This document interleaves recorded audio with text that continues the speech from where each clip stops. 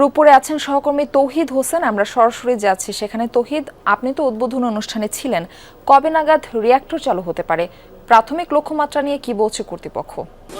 জ্বালানি লোডিং বা uranium loading যেটি বলেন না কেন সেটি কিন্তু আনুষ্ঠানিকভাবে শুরু হয়ে গেল। যদিও যদি আমরা একদম প্রজেক্টের প্রথম এবং দ্বিতীয় ইউনিট যখন চালু হয়েছিল অর্থাৎ 2017 এবং 2018 সালে, তখন কিন্তু বলা হয়েছিল যে এটি আসলে 2025 সালেই হয়তো করা সম্ভব হবে, কিন্তু কোভিড সংক্রান্ত যেসব জটিলতা হয়েছিল বা আমাদের বিভিন্ন সময় মুদ্রা সংস্থান করতে কিছুটা জটিলতা হয়েছিল, সেই কারণে কিন্তু কিছুটা এক বছর পিছিয়ে আজকে ইউরেনিয়াম যে জ্বালানি লোডিং সেটি শুরু হলো এবং আপনারা এরই মধ্যে সেই তথ্য জেনেছেন এবং প্রক্রিয়াটিও হয়তো আপনারা দেখেছেন।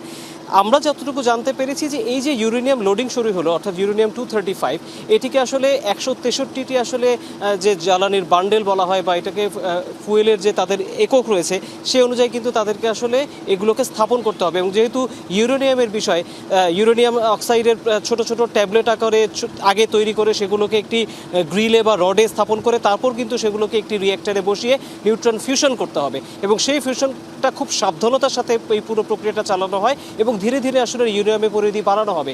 এবং যতটুকু আমরা এখন পর্যন্ত কর্তৃপক্ষের সাথে কথা বলে জানতে পেরেছি যে এই পুরো প্রক্রিয়াটি শেষ করতে 34 থেকে 35 দিন পর্যন্ত সময় লাগবে।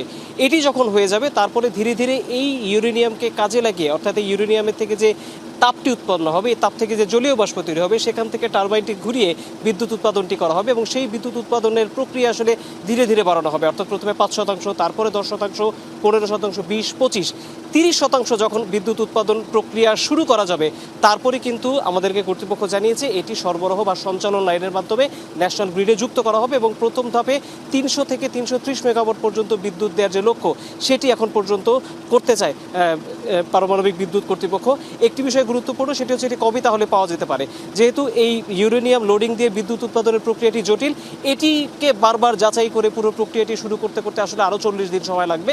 অর্থাৎ সার্বিক হিসাবে আমাদের কাছে যতটুকু ওনারা জানিয়েছেন যে আগস্টের দ্বিতীয় সপ্তাহ নাগাদ আসলে এই কেন্দ্র থেকে বিদ্যুৎ জাতীয় গ্রিডে যুক্ত হবে।